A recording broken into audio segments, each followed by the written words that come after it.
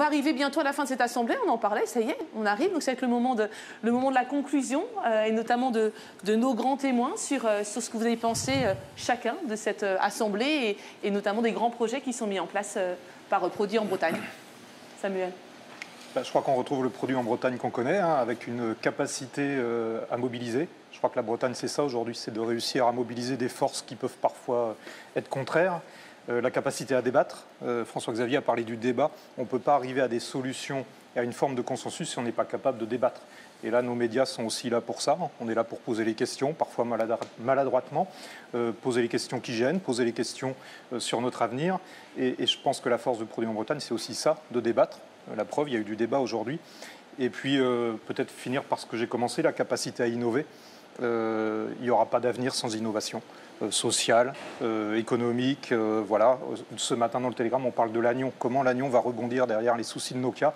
Eh bien, il y a déjà du rebond. Il y a déjà des entreprises qui réagissent. On voit bien que la filière numérique et réseau à l'Agnon n'est pas morte, loin de là. Il y a des startups qui prennent le relais.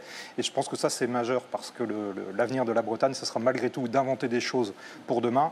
Et on voit bien que le terreau de Produit en Bretagne, c'est ça d'abord, c'est de préparer demain. François-Xavier, qu'est-ce que vous avez retenu? Il y a beaucoup de points d'accord entre Ouest France et le Télégramme, ça je vous le confirme. On aura vu ça aussi sur ce plateau. Ouais, en fait, on vit évidemment une période de transformation totale, une crise qui amplifie la transformation, qui bouscule tout, une société française sous tension et dans un état de tension qu'il ne faut pas méconnaître, qui est quand même extrêmement dangereux. Alors c'est quoi les valeurs refuges? Le territoire, c'est une valeur refuge. Le réseau, c'est-à-dire la solidarité, le fait d'être ensemble, le collectif, ça c'est une valeur refuge. L'emploi, évidemment, ça aide.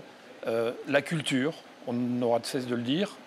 La culture, ça rassemble des gens très différents, qui pensent des choses très différentes, qui ont des vies très différentes, mais qui sont heureux de se retrouver autour de l'expression culturelle.